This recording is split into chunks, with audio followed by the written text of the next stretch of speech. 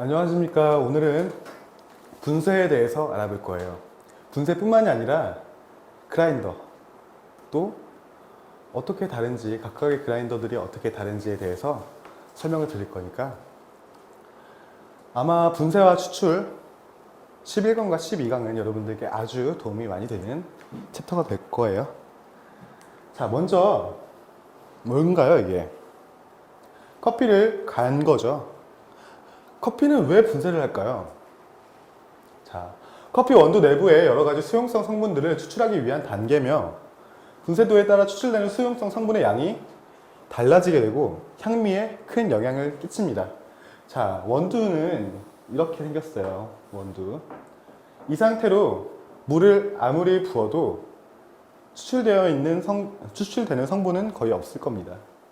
원두 상태로 물을 부어 보신 분은 혹시 없겠지만 아무것도 나오지 않아요. 이걸 넣고 물을 끓이면 어느 정도 향과 성분들은 추출될 수 있겠지만 이 상태로 물을 부어도 많은 성분들은 나오지 않습니다. 그래서 이거를 각각의 조직을 파괴시키는 거예요.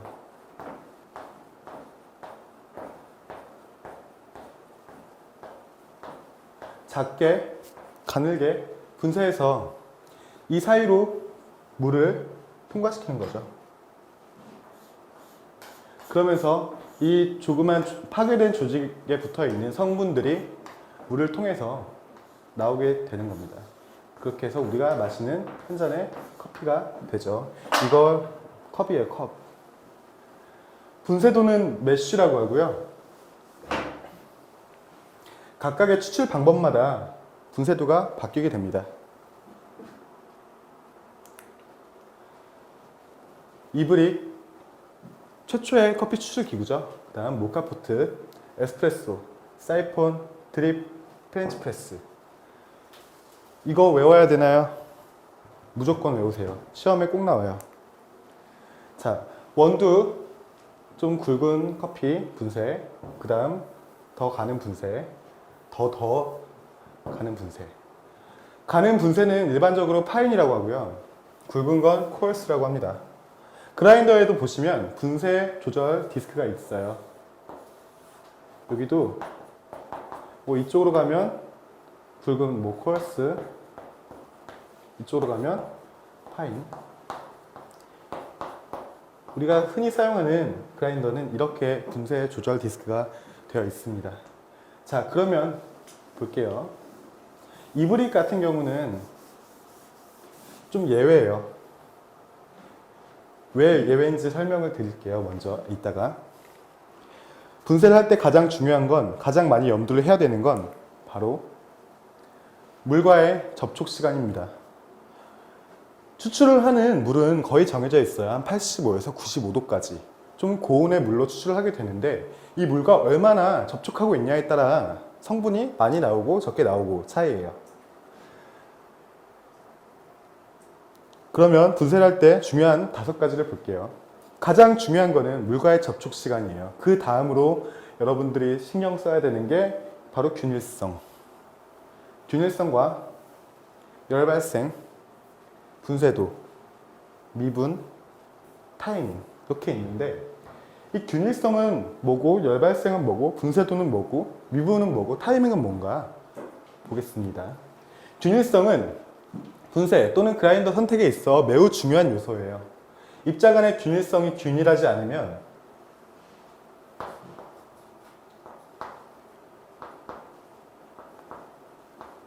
성분은 과다 추출이 나오게 됩니다. 왜냐? 여기 붙어 있는 성분하고 여기 각각에 붙어 있는 성분이 딱 봐도 파란색 부분이 얘가 더 많죠? 못해도 2배 또는 4배까지 추출이 되겠습니다. 그렇기 때문에 분쇄도에서 미분과 균일성은 정말 중요한 부분입니다. 열발생, 분쇄 간에 열발생이 많으면 산패와 더불어 분쇄 커피에 부정적인 결함이 발생될 수 있음. 무슨 말이냐면 커피가 분쇄를 했을 때 여기 열이 가해지면 이미 성분들이 너무 많이 밖으로 나와요. 열에 약한 성분들은 모두 표면으로 나오게 되는데 이게 모두 이런 성분들까지 모두 추출이 되기 때문에 과다 추출이 일어날 수 있습니다. 또한 원치 않는 커피의 맛이 생성될 수가 있겠죠.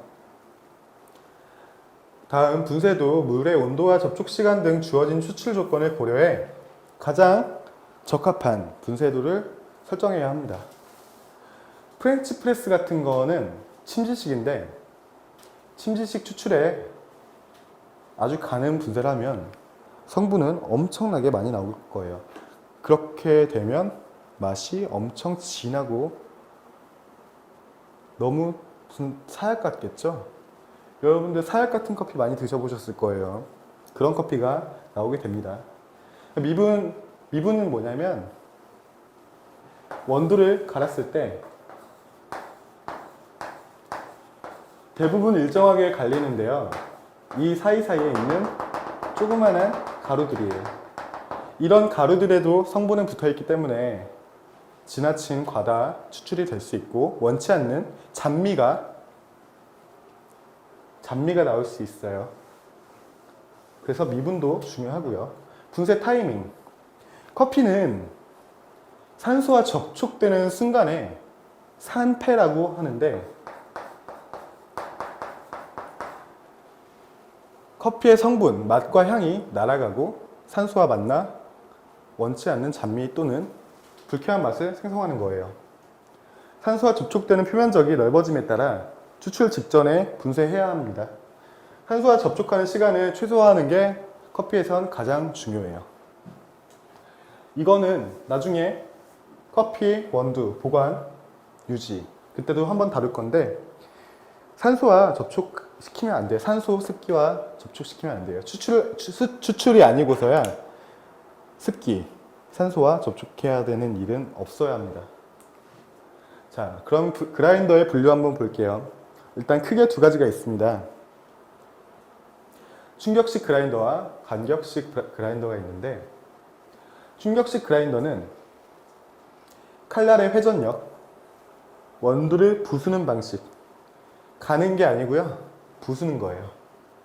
블레이드 방식, 블레이드 타입. 균일성이 매우 떨어지겠죠. 그리고 이 블레이드 방식은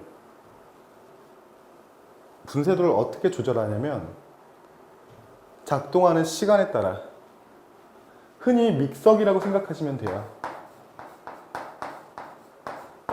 이 믹서는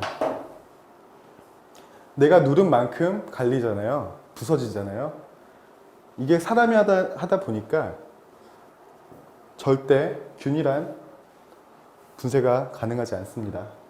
또한 많은 미분이 발생되고요. 계속 부수다 보니까 충격을 주다 보니까 미분이 많이 발생해요. 입자 조절은 정말 어렵고요. 매우 저렴합니다. 좋지 않은 대신 저렴해요. 시중에 나와 있는 블레이드 타입 그라인더는 싸면 2만원, 비싸면 4만원까지 있어요. 그래서 잘 쓰지 않습니다. 그리고 커피를 하시는데, 커피를 공부하고 탐구하는데 절대 바람직한 그라인더가 아니에요. 그럼 많이 쓰는 거는 대부분이 버타입, 간격식 그라인더인데 여러분들 맷돌을 한번 연상해 보세요. 맷돌. 이 안에 커피 원두가 들어가서 각각 돌리는 거예요. 그렇게 해서 간격식으로 간격을 맞춰 분쇄하는 겁니다. 한 쌍의 버와 간격이 키워드고요. 가장 널리 사용되는 방법이며 균일하고 미분 발생이 적은 분쇄가 가능합니다. 입자 조절도 역시 가능하고 블레이드 타입에 비해 당연히 비싸겠죠. 맷돌과 유사한 방식입니다. 두 가지로 일단 나눈다 꼭 알아두시고 이게 바로 블레이드 타입 그라인더. 버튼을 누르면 갈아버려요. 얘네가 칼날이 계속 돌아가면서 부서버리는 거죠. 좋지 않습니다. 그럼 버 타입도 두 가지로 나눌 수 있는데 코니컬 버, 원뿔형, 원뿔. 영어 써서 죄송해요. 원뿔. 그리고 플랫 버, 납작한 버. 자, 이 코니컬 버는 이렇게 생겼어요. 원뿔형의 칼날이 있고 그걸 감싸고 있는 또 하나의 칼날이 있습니다. 열 발생은 적지만 분쇄 속도가 매우 느리고 약간 얘보다는 불균일합니다. 가정용으로 적합해요. 그래서 여러분들 핸드드립 샵 가면 되게 이쁘게 생긴 이게 있어요. 그림을 너무 못 그려서 이렇게 해서 막 돌리는 게 하나 있죠. 맷돌 같은 거. 그게 바로 코니컬버 원뿔형 그라인더입니다. 또한 10만원, 20만원대의 전동 그라인더 중에 코니컬버를 사용하는 그라인더도 꽤 많습니다. 그나마 블레이드 타입보다는 얘가 더 나아요. 자, 플랫버는 분당 약 1500회를 회전하고요. 우리가 흔히 알고 있는 그라인더, 그 그라인더가 바로 플랫버예요. 열발생이 있지만 분쇄 속도가 빠르고요. 코니컬보다 당연히 균일하겠죠. 얘도 마찬가지로 간격을 잡아서 돌아가는 겁니다. 상업용으로 적합하고요. 매장에서 많이 쓰고 있어요. 많이 쓰고 있는 게 아니고 거의 대부분의 매장이 플랫버를 사용합니다. 자, 이게 바로 코니컬버. 이런 저가형 그라인더가 코니컬버. 굳이 가정용으로 사셔야 된다면 이런 저가형 코니컬버 그라인더를 사용하시기 바랍니다. 여기 혹시 보이시나요? 코어스라고. 이쪽으로 돌리면 굵어지는 거고 저쪽으로 돌리면 가늘어지는 거예요. 이게 아까 말씀드린 플랫버. 우리가 흔히 알고 있는 그라인더의 모습이죠. 그라인더의 구조를 한번 볼게요. 그라인더 매장 가면, 카페를 가면 여기 안에 원두가 가득 채워져 있어요. 이 부분을 바로 호퍼라고 합니다. 호퍼. 그리고 여기에 어떤 손잡이가 하나 달려 있고 어떤 판 같은 게 하나 있어요. 돌릴 수 있는.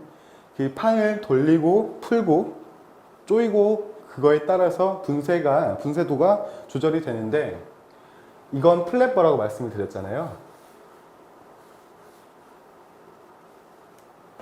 두 개의 플랫버가 있는데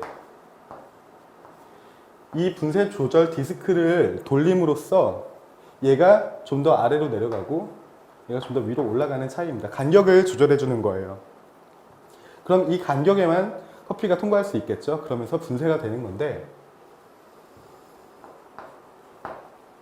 우리 콜라 페트병 뚜껑 열면 돌리면 열리죠. 닫으면 닫히고 그런 기능입니다. 분쇄 조절 디스크라고 해요. 입자 조절 레버 D 입자 조절 레버 어드저스트먼트 디스크라고 합니다. 또는 메쉬 디스크라고도 해요. 저는 메쉬 디스크라고 합니다.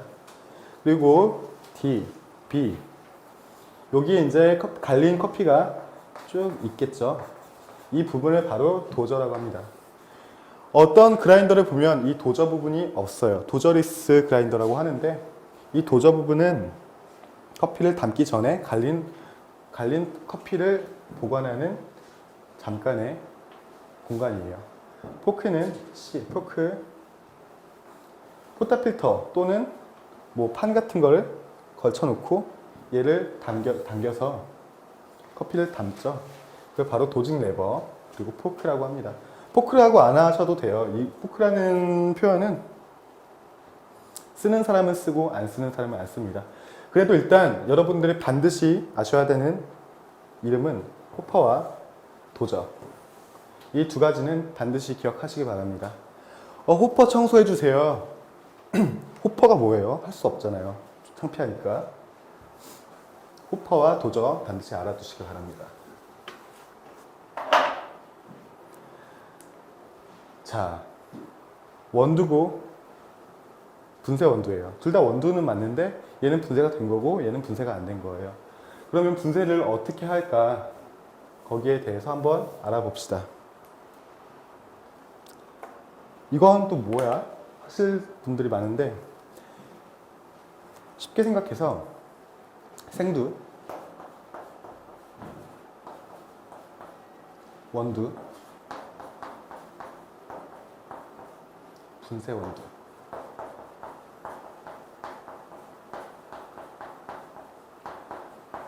그리고 이거 들어가기 전에 여러분들께 꼭 하나 말씀드리고 싶은 게, 원두와 분쇄 원두는 어떻게 불러요, 영어로?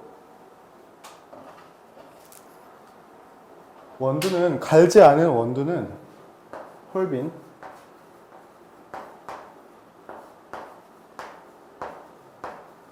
분쇄되는 원두는 그라운드 빈,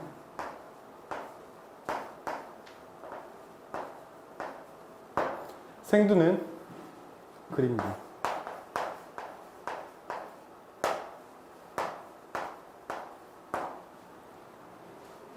꼭 기억하시기 바랍니다. 그리고 가끔은 이걸 약자로 따서 WB라고도 하고요. 얘를 GB라고도 합니다. GB가 뭐예요? 하면 그냥 분쇄 원두. WB는 뭐예요? 그냥 원두. 알고 계시면 돼요. 생두, 이거는 조직이에요. 조직. 얘도 조직.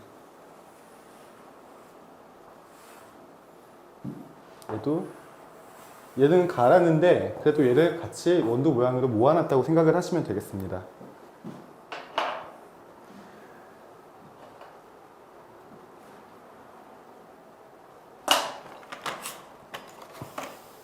생두는 보시다시피 조직이 되게 촘촘하게 박혀있죠. 밀도라고도 하고 조직이라고도 합니다. 이 조직과 밀도가 로스팅에 따라 커지죠. 넓어지고 커집니다. 따라서 부피도 역시 증가하게 됩니다. 이 증가한 밀도와 조직이 갈면 이렇게 촘촘하게 되어 있습니다. 이렇게 되어 있습니다. 분쇄된 원두를 다시 모은 거예요. 자, 그러면 성분들은 어떻게 붙어 있을까요? 생두에서 원두로 가면서 대다수의 성분들은 소실되거나 사라집니다. 또는 다른 성분들과 반응해서 새로운 성분을 만들어내거나, 그래서 성분이 붙어 있습니다. 여기 각각 조직마다 붙어 있기 때문에 원두라는 틀에 갇혀 있으면 전혀 추출이 되지 않아요.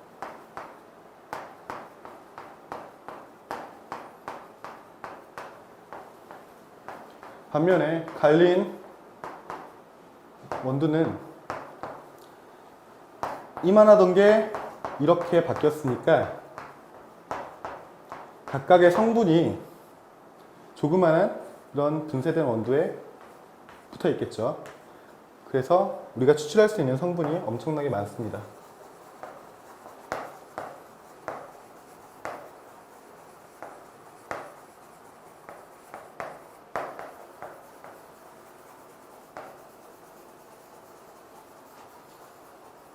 그러면 얘를 한번 끄집어 내볼게요. 굵은 게 있고 조그만 게 있어요. 조금 같은 양을 봐야 되니까 비슷하게 만들어 볼게요. 성분이 얘는 겉에 붙어 있을 겁니다. 그리고 추출이라는 과정은 내부에 있는 세포벽 내부에 있는 성분들을 바깥으로 끄집어내는 과정인데, 굳이 따지자면 얘가 많을까요? 얘가 많을까요? 순수하게 이 하얀색 부분만 생각을 하시면 얘가 몇십 배 더 많아요. 몇십 배 또는 몇 배 더 많습니다. 그래서 여러분들이 물과 분쇄 커피가 만나는, 그리고 분쇄 커피 안에 있는 성분들이 나오는 시간을 잘 컨트롤 하셔서 추출을 하는 겁니다. 그러면 물과 접촉 시간이 어떻게 바뀌는지 보겠습니다.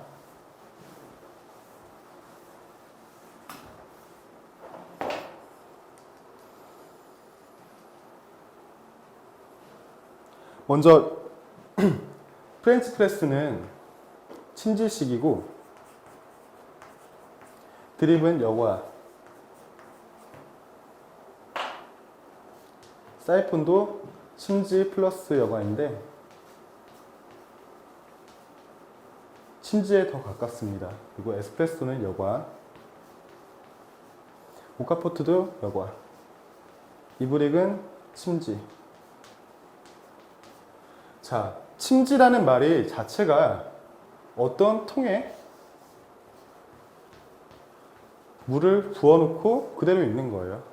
그러다 보니까 이 성분이 물과 만나는 시간, 그리고 세포 내부에 있던 성분이 갈린 원두 표면으로 나오는 시간과 이 성분들이 물과 융합되는 그런 시간이 굉장히 깁니다.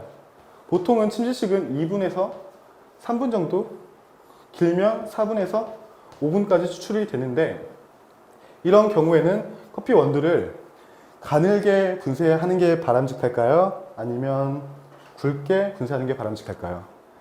너무 가는 분쇄라면 성분이 너무 많아서 아까 말씀드렸던 사약 같은 커피가 완성이 됩니다. 그래서 침지는 대부분 굵게, 영어로 하면 펄스. 반면에 여과 방식은 물이 통과를 해요. 어떤 부분에 커피가 담겨 있다면 여기 구멍을 뚫어 놓고 물을 붓습니다. 그럼 이 물들이 이 갈린 커피의 층, 사다리 타는 것처럼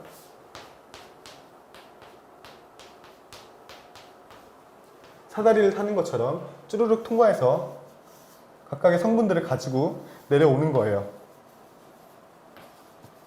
그렇기 때문에 시간이 별로, 물과의 접촉 시간이 짧습니다. 그래서 가는 분쇄도 괜찮다. 가는 분쇄. 영어로 하면 뭐죠? 파인.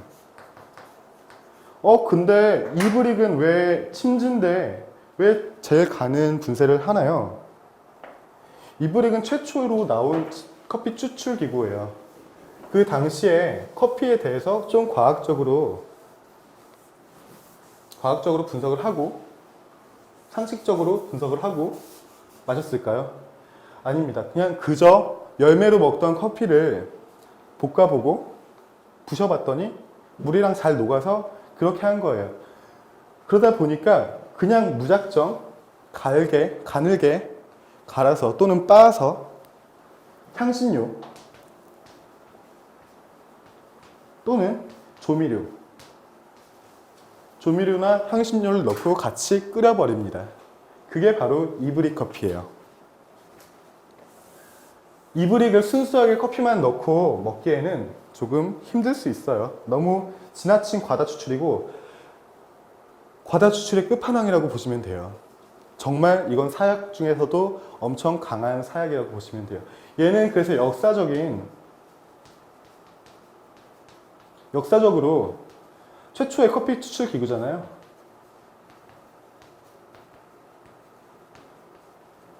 그래서 얘만 따로 예외로 빼놓으시면 됩니다. 근데 이렇게 맛없는 커피를 왜 지금까지 먹나요? 최초 추출 기구니까.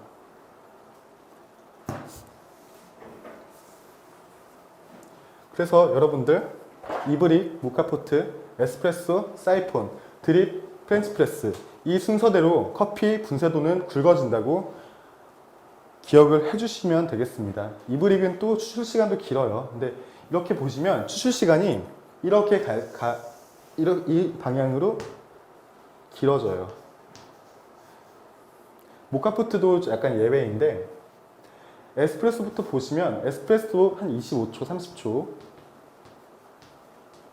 사이폰 한 1분에서 3분, 드립도 한 2분에서 4분, 프렌치프레스도 한 2분에서 5분까지 점점 추출 시간이 길어집니다. 길어짐에 따라 분쇄도도 더 굵어진다.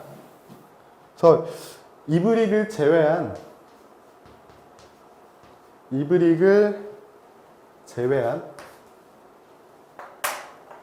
물과의 접촉 시간이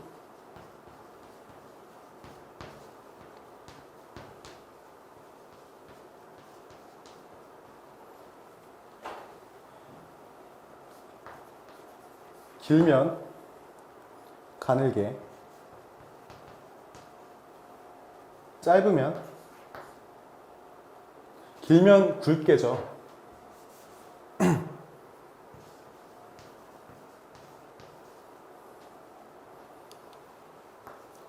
짧으면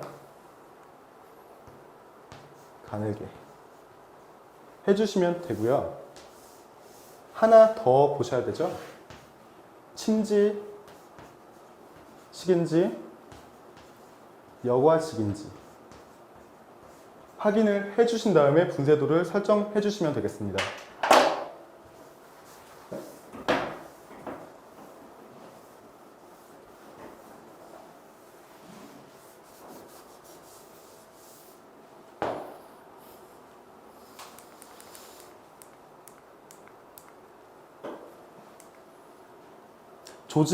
조직의 생두와 원두, 그리고 갈리는 원두가 어떻게 다른지 파악하시면 되고요. 밀도도 어떻게 달라지는지만 잘 기억하시면 분쇄하는데 큰 어려움은 없습니다. 여러분들 교재를 보시면요. 7강과 9강, 7강 아니다. 전번에 했던 로스팅 끝나고 나서 나오는 문제풀이, 그리고 추출이 끝나고 문제풀이가 나오는데, 추출 문제에서 제가 한 번 더 자세하게 다룰 거니까 일단 여러분들 제가 오늘 말씀드린 거는 잘 복습해 주시고 다음 강의에서 추출에 대한 이야기를 한번 나눠보도록 하겠습니다. 감사합니다.